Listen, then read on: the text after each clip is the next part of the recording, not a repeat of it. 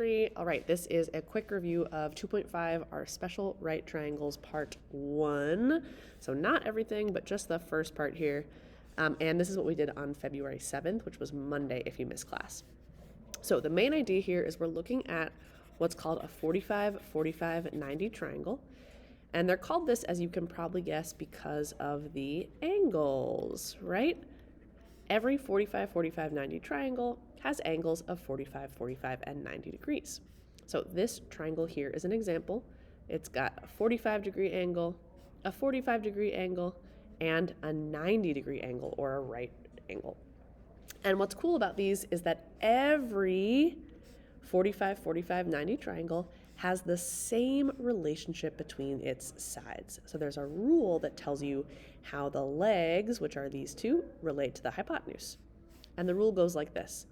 The first part of our rule is that the legs, meaning this side and this side, are congruent. So because my angles are congruent in a 45, 45, 90 triangle, that means my legs have to be congruent. So that's why if this is 1, then this is 1. If this is 100, this is 100. And the second rule is that the hypotenuse is the length of the leg times the square root of 2. So if this is 1, then my hypotenuse, the long side opposite my right angle, is 1 times the square root of 2.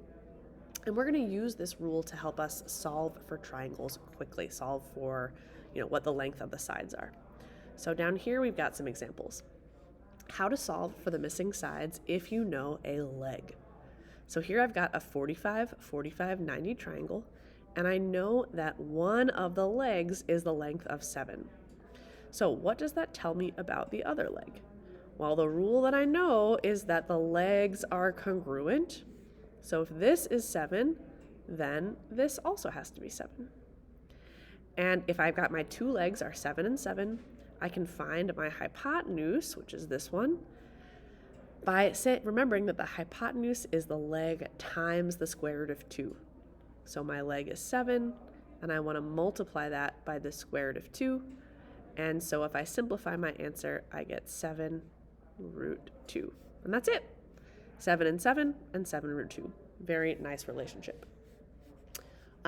How to solve for missing sides if you know the hypotenuse is a little different. This is example 2 over here. So in this case, I've got my 45, 45, 90 triangle, and I know that my hypotenuse is 12. How do I go backwards to get the leg? Well, if I multiplied to get the hypotenuse, I want to do the opposite to get the leg. So instead of multiplying by the square root of 2, I'm going to divide by the square root of 2. So here what we've got 12 root 2 is one leg, and then I should know that my other leg is also 12 divided by the square root of 2. They have to be congruent. Finally, I just want to give a short tip on how to divide by a square root. We don't like leaving square roots in the bottom of our answer. It's not really nice. And so instead what we do is we tend to try to simplify that square root on the bottom and make it nicer and prettier and make it go away. And how we do that is we multiply the top and the bottom, the numerator and the denominator, by whatever square root is on the bottom. So in this case, I'm dividing by the square root of 5. And so I'm actually going to multiply the top and bottom of my fraction by the square root of 5. 10 times the square root of 5 is just 10 root 5. And the square root of 5 times the square root of 5 is amazingly just equal to 5.